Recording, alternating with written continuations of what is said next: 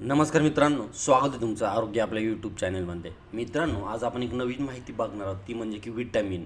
मित्रांनो, रोज आपण झोप घेतल्यानंतर किंवा आराम केल्यानंतर हेल्दी डाएट घेतल्यानंतरही तुम्हाला थकवा, कमकुवतपणा किंवा अशक्तपणा जाणवत असेल, तर हे विटॅमिन बीच्या कमतरतेचं लक्षण असू शकते.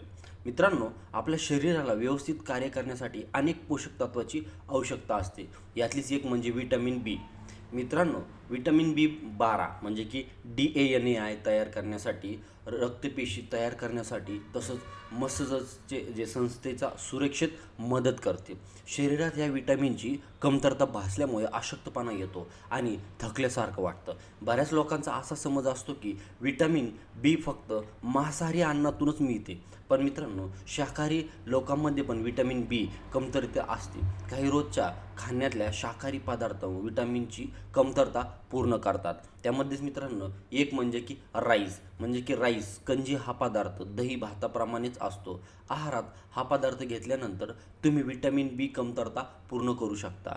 राईस कंजी घट सायोवर आधारित एक नॅचरल प्रोबायोटिक आहार आहे. याला प्रोडेट राईस असंही म्हणतात. मित्रांनो, आता भाताची ही रेसिपी कशी तयार करायची, तर मित्रांनो, सगळ्यात आधी भात शिजवून घ्या. या शिजवलेल्या भातात थोडं पाणी आणि दही मिसळा. नंतर एका मातीच्या भांड्यात रात्रभर ठेवा. सकाळी हा पदार्थ तयार असेल. यात बारीक चिरलेले कांदा आणि कोथिंबिरी, मीठ घालून तुम्ही खाऊ शकता. चव वाढवण्यासाठी तुम्ही खमंग फोडणी घालूनही हा भात खाऊ शकता. भात दह्याबरोबर रात्रभर ठेवल्यामुळे त्यात लॅक्टोप्लीज सारखे बॅक्टेरियाज वाढू लागतात.